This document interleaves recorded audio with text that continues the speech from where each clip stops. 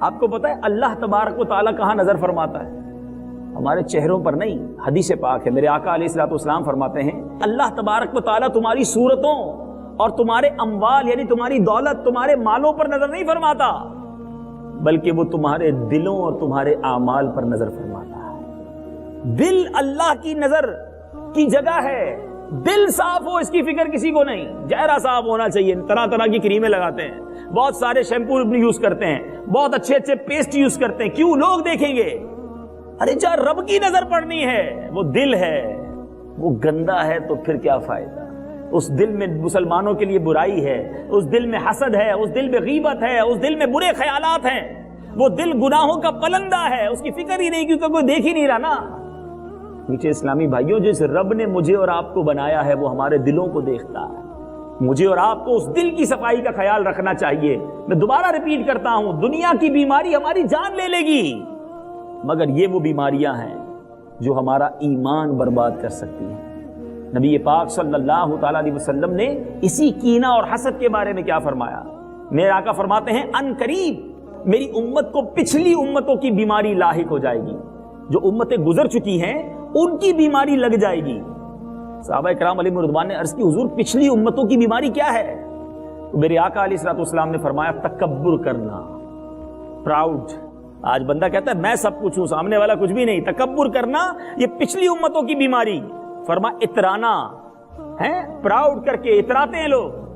فرما ایک دوسرے کی غیبت کرنا اور دنیا میں ایک دوسرے پر سبقت کرنے کی کوشش کرنا، نیز آپس میں بغض رکھنا، بخل کرنا، کنجوسی کرنا، یہاں تک کہ وہ ظلم میں تبدیل ہو جائے، پھر فتنہ و فساد بن جائے. میرے آقا نے بہت پہلے فرمایا کہ میری امت میں یہ بیماریاں ہو جائیں گی. آج آپ بتائیں کہ ہمارا حال کیا ہے؟ تھوڑا سا پیسہ آ جائے، تھوڑی سی ذرا بات بن جائے، تھوڑا نام اچھا ہو جائے، اب بندے کا پیر زمین پہ نہیں رہتا. وہ سمجھتا ہے میں کچھ ہو گیا ہوں اور وہ دوسرے کو کچھ نہیں سمجھتا، حقیر سمجھتا ہے دوسرے کو. یہی تکبر ہے.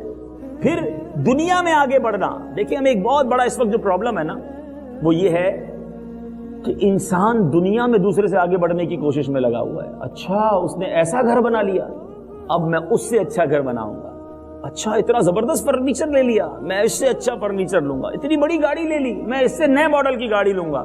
اس نے اپنے بچے کی شادی میں اتنا زبردست فنکشن کیا، میں نے اس سے زیادہ کھانا اچھا بنانا. اسی چکر میں مر گئے ہم. اسی کمپٹیشن میں ہم اپنے رب کو ناراض کرنے والے کاموں میں لگ جاتے ہیں کیونکہ دل بھرتا ہی نہیں ہے. ہم ہمیشہ اپنے سے آگے والے کو دیکھتے ہیں. ایک بار نبی پاک علیہ الصلوۃ والسلام، سیدنا انس رضی اللہ عنہ راوی ہیں، کہتے ہیں پیارے آقا علیہ الصلوۃ والسلام کی بارگاہ میں حاضر تھے. آپ نے فرمایا اس وقت تمہارے پاس اس راستے سے ایک آدمی آئے گا کہ جو کہ جنتی ہوگا.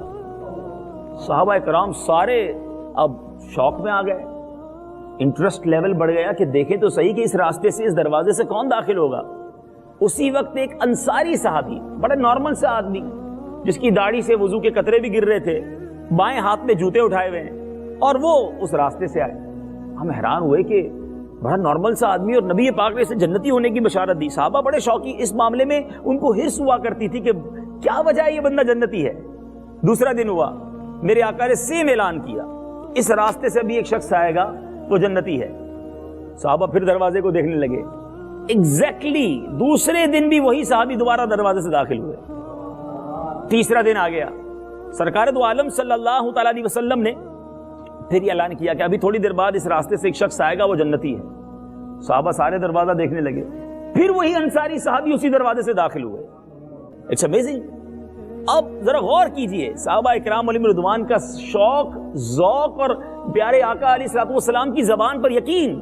کہتے ہیں نبی پاک نے ایک ہی شخص کو 3 بار جنتی کہا، یہ ہے کون؟ حضرت عبداللہ ابن عمر رضی اللہ تعالیٰ عنہ نے کیا کیا؟ آپ اس انصاری صحابی کے پاس پہنچ گئے اور کہتے ہیں کہ میں آپ کے گھر پہ رہنا چاہتا ہوں کچھ دنوں کے لیے، کیا آپ میری مہمان نوازی کریں گے؟ ڈائریکٹ مہمان بننے کی آفر کر دی اسے. اور اس کے پیچھے ریزن کیا تھا کہ میں اس کے ساتھ رہوں، اس کا وہ عمل تلاش کروں کہ جس کی وجہ سے پیارے آقا نے 3 بار جنت کی اس کے لیے بشارت دی ہے. تو حضرت عبداللہ رضی اللہ تعالیٰ عنہ جو ہیں اس نے حامی بھر لی کہ ٹھیک ہے آ جائے میرے گھر پر. بڑا نام تھا حضرت عبداللہ ابن عمر رضی اللہ تعالیٰ عنہ کا. تو اب ان کے گھر چلے گئے. کہتے ہیں میں 3 راتیں اس کے ساتھ رہا، 3 دن 3 راتیں رہا. میں نے نہ تو اس کو رات بھر نفل پڑھتے دیکھا، نہ کوئی ایکسٹرا عمل کرتے دیکھا کہ بندہ بڑا عبادت گزار، کوئی بہت بڑا نیکی کرنے والا. ایک نارمل لائف تھی ان کی، نمازیں پڑھتے تھے، کروٹ بدلتے تھے تو اللہ کا ذکر کرتے تھے نیند کے دوران، لیکن کوئی بڑا عمل نہیں تھا. 3 دن کے بعد حضرت عبداللہ کہتے ہیں کہ میں اب جانا چاہتا ہوں. تو وہ انصاری صحابی نے حضرت عبداللہ کو بلایا اور کہا کہ کیوں آپ واپس جا رہے ہیں؟ کہا میں نے تو نبی پاک علیہ الصلوۃ والسلام سے آپ کے بارے میں سنا کہ آپ جنتی ہیں، لیکن میں نے 3 دن میں کوئی بڑا عمل نہیں پایا آپ کے اندر. سبحان اللہ. تو کہا میرا عمل تو وہی ہے جو آپ نے 3 دن میں دیکھا ہے.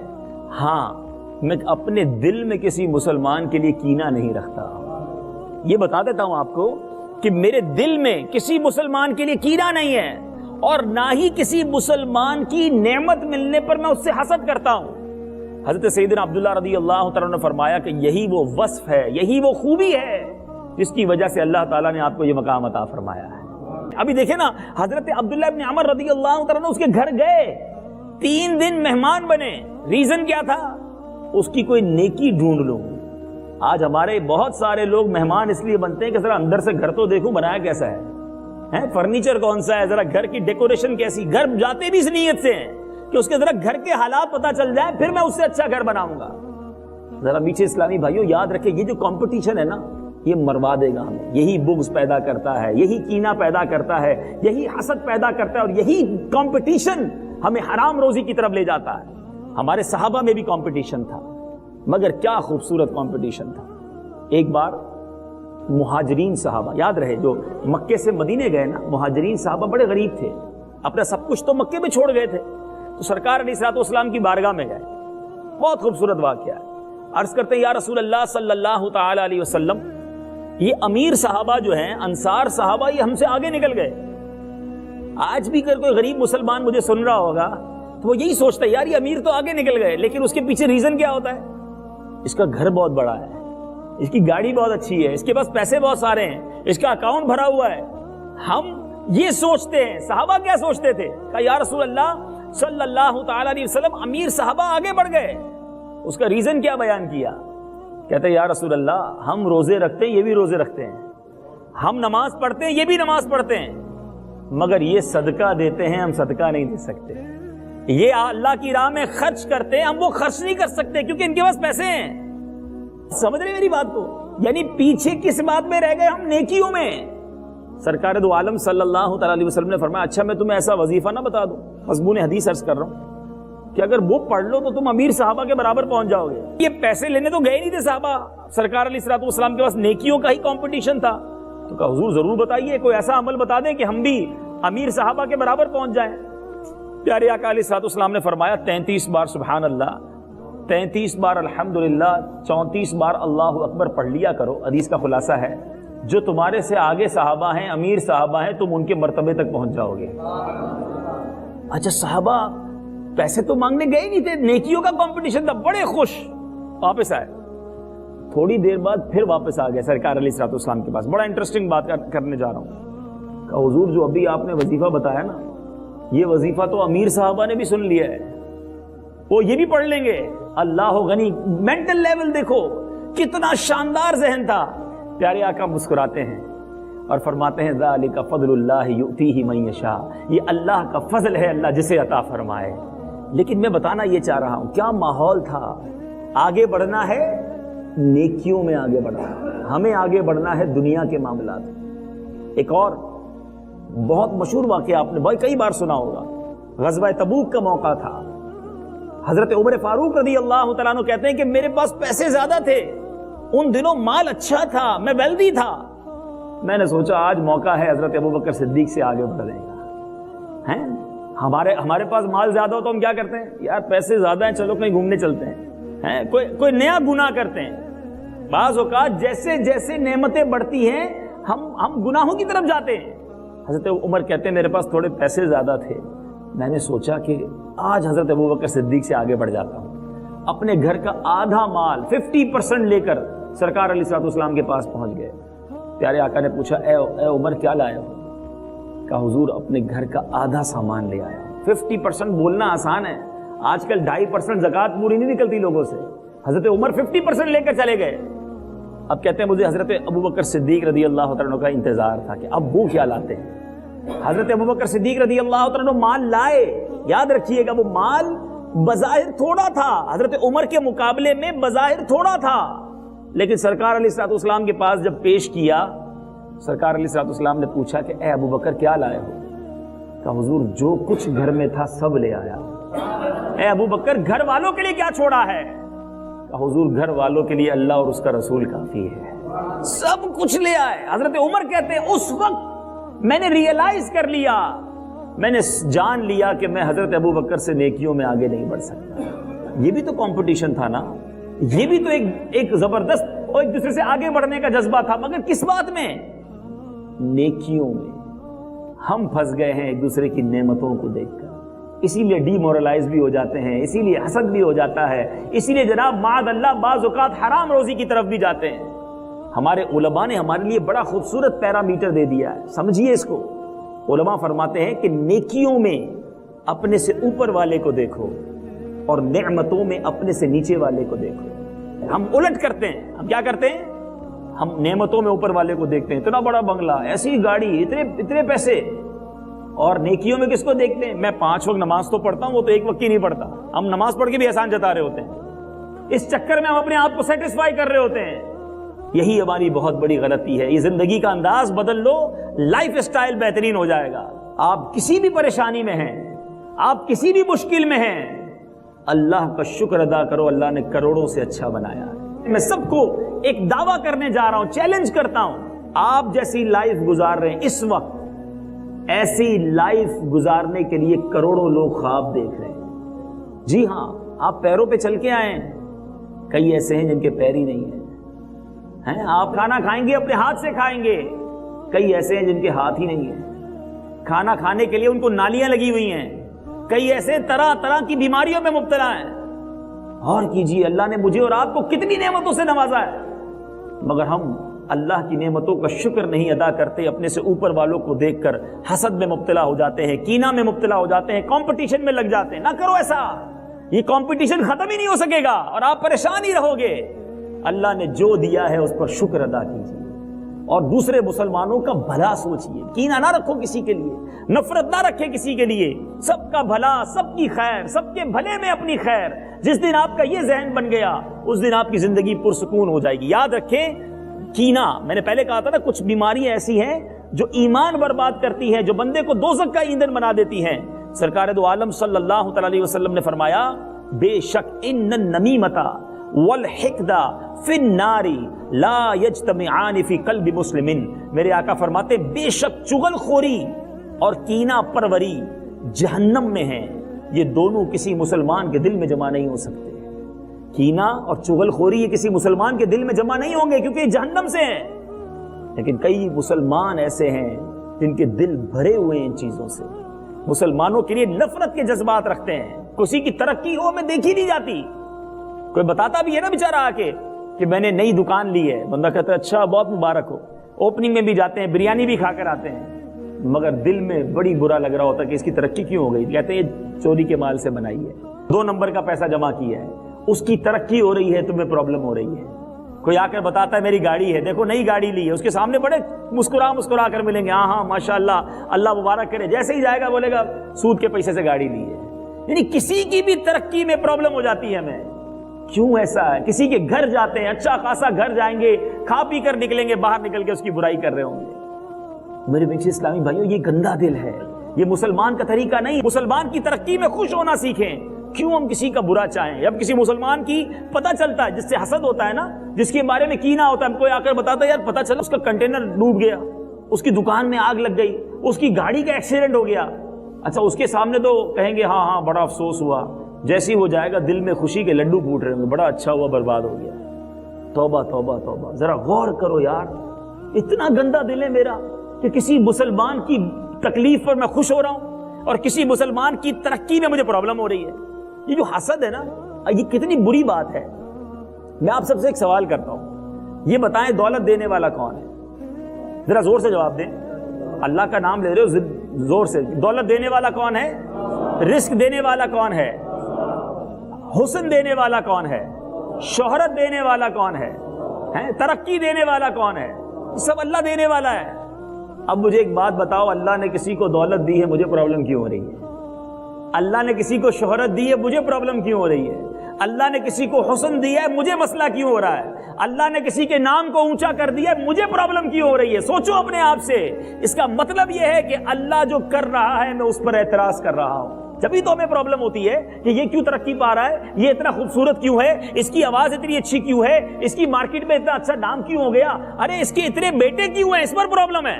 اس کے بیٹے کیوں ہوتے ہیں؟ ہمارے یہاں بیٹیاں ہی ہوتی ہیں، اس کو بیٹا ہو جاتا ہے۔ ارے اللہ دینے والا ہے، تم اپنے لیے رب سے مانگو۔ دیکھیں، ایک ہے حسد اور ایک ہے رشک، یہ سمجھنا ہوگا۔ حسد کیا ہے؟ کہ جو اس کے پاس نعمت ہے یہ چھن جائے اور مجھے مل جائے، یہ حرام، جہنم میں لے جانے والا کام۔ اور رشک کیا ہے؟ یا اللہ تو نے اس کو دیا ہے، مجھے بھی دے دے، یہ ٹھیک ہے، اس کی اجازت ہے۔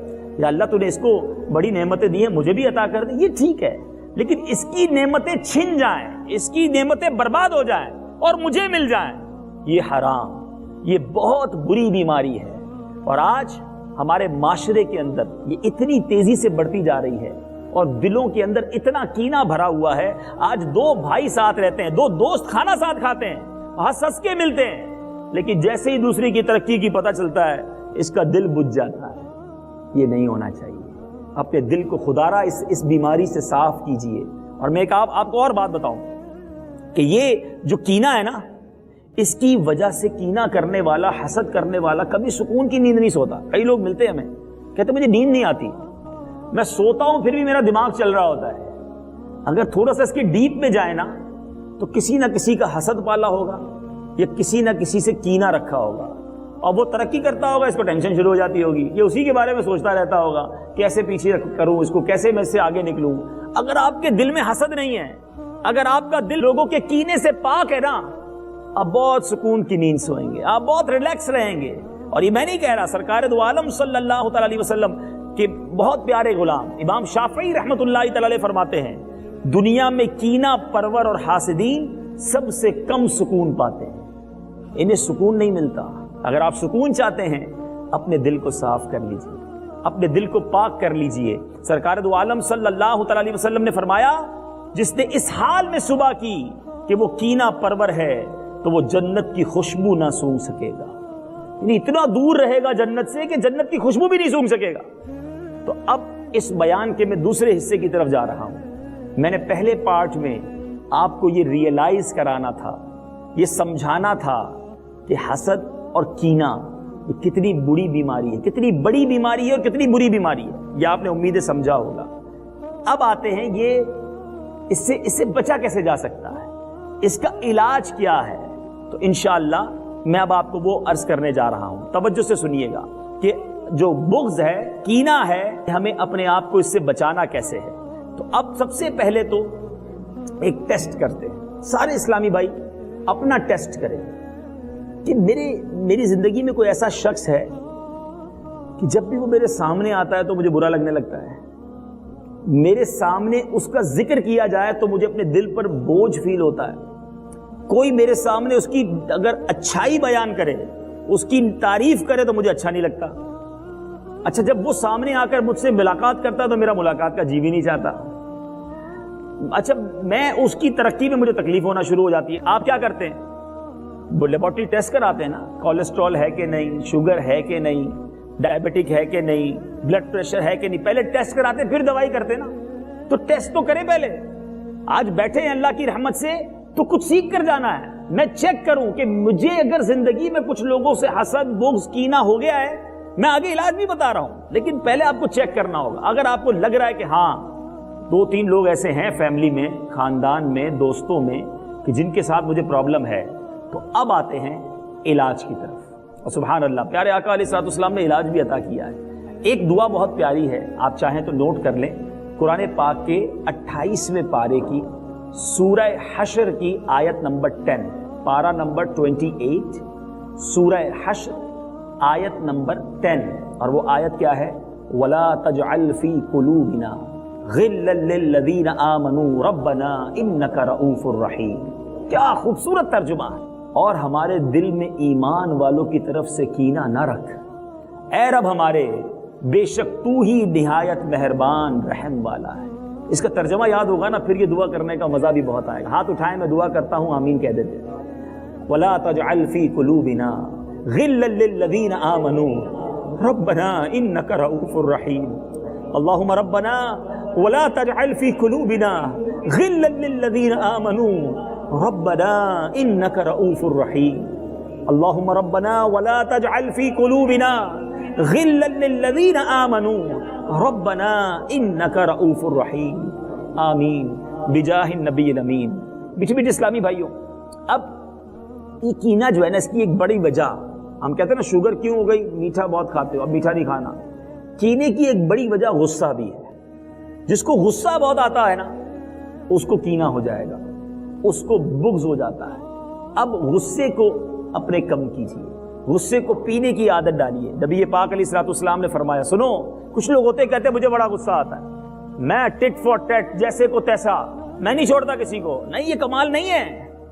بلکہ اب جو میں حدیث سنانے جا رہا ہوں، میرے آقا علیہ الصلوۃ والسلام فرماتے جس نے غصے کو ضبط کر لیا حالانکہ وہ اسے نافذ کرنے پر قادر تھا. یہ بھی بڑی پیاری بات ہے. یعنی ایک بندے نے میرے ساتھ ظلم کیا، میں کہتا ہوں یار جا معاف کیا. کیوں معاف کیا؟ بندہ بہت بڑا ہے، بگاڑ تو کچھ سکوں گا نہیں، چلو معافی کر دیتا ہوں. یہ معافی میں کمال نہیں ہے. کمال یہ ہے کہ آپ اتھارٹی رکھتے ہیں، آپ بدلہ بھی لے سکتے ہیں، آپ اس ظلم کے بدلے اس پر جو بدلہ لینا ہے وہ لے سکتے ہیں، آپ معاف کر دیں. نبی پاک فرماتے ہیں کہ جس نے غصے کو ضبط کر لیا حالانکہ وہ اسے نافذ کرنے پر قادر تھا، تو اللہ عز و جل بروز قیامت اس کو تمام مخلوق کے سامنے بلائے گا اور اسے اختیار دے گا جس حور کو چاہے لے جائے. کیوں؟ غصے پر ضبط کرنے والا تھا. ایک اور بڑی مشہور حدیث ہم سنتے رہتے ہیں، پہلوان وہ نہیں جو کسی کو پچھاڑ دے غصے کے وقت، بلکہ پہلوان وہ ہے، پاورفل وہ ہے جو غصے کے وقت اپنے آپ پر قابو رکھے. تو قابو رکھنے کی عادت رکھے، مسلمانوں کو معاف کرنے والے بنے، پھر آپ کا دل انشاءاللہ مسلمانوں کے کینے سے پاک ہوتا جائے گا. اچھا، ایک اور بڑا خوبصورت عمل سرکار علیہ الصلوۃ والسلام نے فرمایا، تصافحوا یذهب الغل وتحادوا تحابوا وتذهب الشحناء. میرے آقا فرماتے ہیں مصافحہ کیا کرو، ہاتھ ملایا کریں، کینہ دور ہوگا. تحفہ دیا کرو، محبت بڑھے گی اور بغض دور ہوگا. اب اگر آپ کو یہ فیل ہو رہا ہے کہ یار فلاں آدمی سے مجھے پرابلم ہے، اب پرابلم ہمیں ہے نا، دل ہمیں صاف کرنا ہے مشکل کام جو بتانے جا رہا ہوں، لیکن اب جب وہ سامنے آئے تو آپ خود آگے بڑھ کے ملے، اس سے سلام میں پہل کرے اور اس سے مصافحہ کریں اچھی طرح. آپ کو بھاری لگے گا لیکن یہی تو علاج ہے. اب جب ہاتھ ملائیں گے تو محبت بڑھے گی. کوئی تحفہ اسے دے دیں، آپ کہیں گے بندہ ہی اچھا نہیں لگتا، اس کو تحفہ کیسے دوں؟ یہی تو علاج ہے کہ آپ کو جس سے پرابلم ہے آپ اسے تحفہ بھجوا دیں. اب آپ کے دل سے انشاءاللہ کینہ دور ہونا شروع ہوگا، آپ کا دل صاف ہونا شروع ہوگا اور اللہ کی رحمت حاصل ہو جائے گی. ایک بات یاد رکھیے، یہ دل، آپ کہیں گے یار یہ ضروری کیوں ہے؟ ایک تو میں نے اس کی برائی بتائی کہ وہ ایمان برباد کر سکتا ہے. دل ایک پیالے کی مانند ہے، اگر اس دل میں گندگی ہے نا تو عبادت کا نور نہیں آئے گا. اس دل میں گندگی ہے تو عشق رسول کا نور نہیں آئے گا. بہت سارے لوگ کہتے ہیں میں دعا کرتا ہوں رونا ہی نہیں آتا، سجدہ کرتا ہوں سجدے کی لذت ہی نہیں مرتی، تلاوت کرتا ہوں تلاوت پہ دل ہی نہیں لگتا. ارے کہیں ایسا تو نہیں آپ نے اپنے دل کو گندا کیا ہوا ہے، بہت ساری برائیاں دل میں جمع کی ہیں. یہ دل صاف کرو، پھر دیکھو یہ دل عشق رسول کا کیسے مدینہ بنتا ہے. تو آپ کو یہ دل صاف کرنا ہے تو اب آپ تحفہ دیجئے، سلام کیجئے، سلام میں پہل کیجئے، انشاءاللہ آپ کے دل میں صفائی ہونا شروع ہو جائے گی. آپ کو انشاءاللہ عاجزی انکساری بھی ملے گی، مسلمانوں کے کینے سے آپ کا دل پاک ہوگا. اب ایک اور بڑی اہم بات، اپنے بچوں کو بھی بغض و کینہ سے بچائیں. جی ہاں، انڈیلیبریٹلی، غیر دانستہ طور پر. کیا میں کہتا ہوں کیا اسلام ہے ہمارا، کیا تعلیمات ہیں. سرکار علیہ الصلوۃ والسلام نے کون سا گوشہ خالی چھوڑا. نبی پاک نے کتنی پیاری بات ارشاد فرمائی. فرمایا بے شک اللہ تبارک و تعالی پسند کرتا ہے کہ تم اپنی اولاد کے درمیان برابری کا سلوک کرو، حتیٰ کہ بوسہ لینے میں بھی برابری کرو. ہیں اس کا مطلب کیا ہے؟ اب جس کو آپ نے بہت زیادہ قریب کر لیا، وہ باقی دو بھائی جو ہیں یا باقی دو بھائی بہن اس سے بغض کریں گے. ان کے لیے دل میں کچھ نہ کچھ دوری پیدا ہوگی کہ یہ ابو اسے پیار اتنا کیوں کرتے ہیں، یہ امی جان اسے کیوں اتنا پیار کرتی ہیں. اور یہی وہ چیزیں ہیں جو ہم بعض اوقات سوچتے نہیں ہیں. ایک ہی بچے کو امپورٹنس دے کر ہم باقی بھائی بہنوں میں بغض کینہ پیدا کرتے ہیں. ہمارے وطن پاکستان میں کیا واقعہ ہوا، کہ سچا واقعہ، کہ ایک گھر میں جب بیٹا پیدا ہوا چھوٹا بیٹا پیدا ہوا. ہمارے یہاں بھی ہوتا ہے, بچہ جب چھوٹا ہوتا ہے تو سارے گھر والے اسی سے پیار کر رہے ہوتے ہیں, وہ ہر بندہ اسے گود میں لے رہا ہوتا ہے. والدین بھی اس پر جان چھڑکتے, اسے پیار کرتے, اسے تحفے لا کے دیتے. جب بیٹا بڑا ہوا تو گھر میں بیٹی پیدا ہوئی. جیسی بیٹی پیدا ہوئی سب نے بیٹے کو اگنور کرنا شروع کیا اور اب بیٹی کو پیار کرنا شروع کیا. ہر بندہ اسی کو ہاتھ میں لے, اسی سے پیار کرے. چھوٹا لڑکا تھا, اس کی عمر ابھی 6-7 سال تھی. آپ نے بھی دیکھا ہوگا بعض اوقات بڑا بھائی یا بڑی بہن چھوٹے بچے کو مارتے, وہ بیٹا اس بہن کو مارنے لگا, ہر تھوڑے دنوں بعد اسے مارتا. کسی کو سمجھ نہیں آتی تھی کہ اپنی چھوٹی بہن کو کیوں مارتا ہے, لیکن اس کو یہ فیل ہو رہا تھا کہ جب سے یہ آئی ہے میری ویلیو کم ہو گئی ہے, مجھے گھر میں کوئی نہیں پوچھتا, پہلے میرے بغیر کچھ نہیں ہوتا تھا, اب سب اس بہن کو پوچھتے ہیں. یہ جب دیکھو اس کو مارتا رہتا. ایک بار جب وہ بہن چلنے کے قابل ہوئی, وہ بہن 2-2.5 سال کی ہوئی, بیٹا 7-8 سال کا ہوا, یہ دونوں بھائی بہن باہر نکلے. اس 7-8 سال کے بچے نے اپنی چھوٹی بہن کو نہر میں دھکا دے دیا اور اس بہن کا انتقال ہو گیا. پولیس 8 سال کے بچے کو اٹھا کے لے گئی. بعد میں ظاہر ہے اس نے چھوڑنا ہی تھا, لیکن بعد میں جب اس بچے سے پوچھا گیا کہ تم نے یہ کیوں کیا, تو کہا جب سے یہ بہن آئی تھی مجھ سے کوئی بات نہیں کرتا, مجھے کوئی ویلیو نہیں دیتا, مجھے کوئی محبت نہیں کرتا. اب دیکھو اسلام کتنا زبردست مذہب ہے. میرے آقا نے 1450 سال پہلے کم و بیش فرما دیا کہ بچوں کو بوسہ دینے میں بھی برابری کرو, اسے گفٹ دینے ہیں, اسے پیار کرنا ہے, وہ بھی ایکول دو. کہ کہیں ایسا نہ ہو کہ ایک بچے پر ہماری توجہ زیادہ ہو تو دوسرا بچہ ڈی مورلائز ہو جائے, دوسرا بچہ ہم سے دور ہو جائے, اور یہی بغض اور یہی کینہ ہے جو بعد میں جا کے دشمنی جنم لیتا ہے. بھائی بھائی کا دشمن ہو جاتا ہے. لیکن بعض اوقات اس میں ماں باپ کا کردار ہوتا ہے کہ وہ ایک بچے کو تو میرا بیٹا, میرا لال, یہ نکما ہے, یہ میرا ہے, یہ نکما کہہ کر ہم نے دور کر دیا, اور دور کر کے ہم نے بھائی بھائی میں لڑائی کرا دی. نہیں کریں گے. ہمیں بغض سے خود بھی بچنا ہے اور اپنے بچوں کی بھی تربیت ایسی کرنی ہے کہ ان کے دل میں کسی کے لیے بغض نہ رہے. ہمارے بزرگ بڑی پیاری بات کرتے ہیں, سب کا بھلا, سب کی خیر, سب کے بھلے میں اپنی خیر. ہم دعا کرتے ہیں اللہ سے, یا اللہ مجھے بڑا دل عطا فرما, مسلمانوں کے کینے سے دل کو صاف فرما دے, میرے دل میں کوئی باطنی بیماری نہ رہے میرے مولا, میرے دل کو اپنے حبیب کے عشق کا مدینہ بنا دے, خوف خدا کا خزینہ عطا کر دے, اور معاف کرنے والے بنے. ایک یہ بڑا پرابلم ہے.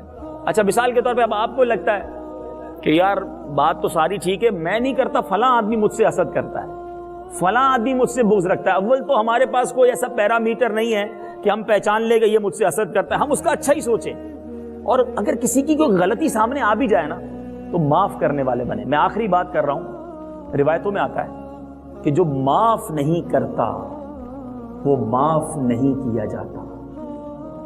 اگر آپ آج کسی کو معاف نہیں کرو گے نا, کل ایسا نہ ہو اللہ آپ کو اور مجھے معاف نہ کرے. ہم معاف کرنے والے بنے. بزرگوں نے کیسی کیسی معافیاں دی. ایک بار حضرت سیدنا ابو دردہ رضی اللہ تعالیٰ عنہ کی کنیز تھوڑے دنوں بعد آپ سے کہتی ہے, حضور سچ بتائیں آپ آدمی ہیں یا جن ہیں, آپ انسان ہیں یا جن ہیں؟ حضرت ابو دردہ نے کہا میں الحمدللہ انسان ہوں, لیکن بات کیا ہے؟ کہا کہ میں 40 دن سے لگاتار آپ کو زہر کھلا رہی ہوں, 40 دن ہو گئے ڈیلی آپ کو کھانے میں زہر دے رہی ہوں, آپ کو اثر ہی نہیں ہو رہا ہے. حضرت ابو دردہ رضی اللہ تعالیٰ کیا فرماتے ہیں؟ فرماتے ہیں کیا تجھے معلوم نہیں کہ جو لوگ ہر حال میں ذکر اللہ کرتے رہتے ہیں ان کو کوئی چیز نقصان نہیں پہنچا سکتی, اور میں اسم اعظم کے ساتھ اللہ کا ذکر کرتا ہوں. وہ کنیز پوچھتی حضور وہ کون سا اسم اعظم ہے جس کا آپ ذکر کرتے ہیں؟ سنو وہ کیا کہتے ہیں. مبارک ہو ان اسلامی بھائیوں کو, دعوت اسلامی کے مدنی ماحول میں کھانے سے پہلے ایک دعا پڑھائی جاتی ہے. حضرت ابو دردہ فرماتے ہیں کہ میں ہر بار کھانے سے قبل یہ دعا پڑھ لیا کرتا ہوں, بسم اللہ الذی لا یضر مع اسمہ شیء فی الارض ولا فی السماء وہو السمیع العلیم. فرماتے ہیں کہ اس وجہ سے مجھ پر زہر اثر نہیں کرتا. ہمیں بھی چاہیے کہ یہ سنت پر عمل کریں, اس دعا کو اپنائیں اور ہر بار کھانے سے پہلے اس دعا کو پڑھیں. اب آپ رضی اللہ تعالیٰ نے اس سے پھر سوال کیا کہ ایک بات تو بتاؤ, 40 دن سے مجھے زہر دے کیوں رہی ہو, وجہ کیا ہے؟ وہ کنیز کیا کہتی ہے کہ مجھے آپ سے بغض تھا, مجھے آپ کے لیے دل میں بغض تھا. اب ذرا غور کریں اپنے آپ کو جو اس جگہ پر رکھ کر سوچیں کہ پتہ چل جائے کہ کوئی مجھے 40 دن سے زہر دے رہا ہے تو ہم اس کا کیا حال کرتے. اللہ نے دل کتنا بڑا دیا تھا, اس نے بتا بھی دیا مجھے آپ سے نفرت ہے, آپ سے بغض تھا. تو آپ فرماتے ہیں کہ جا میں نے اللہ تبارک و تعالیٰ کی رضا کے لیے تجھے آزاد کیا, اب تک تو نے جو میرے ساتھ کیا وہ بھی میں نے معاف کر دیا. یہ دل تھے, اور یہ نبی پاک کی تعلیمات ہے. پیارے آقا نے خون کے پیاسوں کو معاف کیا ہے. آج ہم چھوٹی چھوٹی بات معاف نہیں کرتے. ہم کہتے نہیں میں نہیں چھوڑوں گا, میں اب ضرور بدلہ لوں گا, اس نے مجھے یوں کہا تھا میں اس کو ضرور جواب دوں گا, میں اس کو دعوت میں نہیں بلاؤں گا, میں اس کے گھر نہیں جاؤں گا, اس نے نہیں بلایا میں بھی نہیں جاؤں گا. چھوٹی چھوٹی باتوں پر ہم رشتہ داریاں ختم کر دیتے ہیں, ہم دوستیاں ختم کر دیتے ہیں, ہم ناراضگیاں کر لیتے ہیں. اے میرے پیچھے اسلامی بھائی, اپنے اندر نرمی پیدا کریں, مسلمانوں کا بھلا سوچیں, انشاءاللہ آپ کی بہت زبردست لائف ہو جائے گی, آپ سکون میں آ جائیں گے. جو دوسروں کا بھلا سوچتا ہے اس کے سارے کام بھلے ہو جاتے ہیں. رب کریم سے دعا ہے اللہ کریم ہمیں دوسروں کا بھلا سوچنے والا بنائے, معافی دینے والا بنائے, درگزر کرنے والا بنائے, اور بدلہ لینے کی عادت سے اللہ کریم ہم سب کی جان چھڑا دے.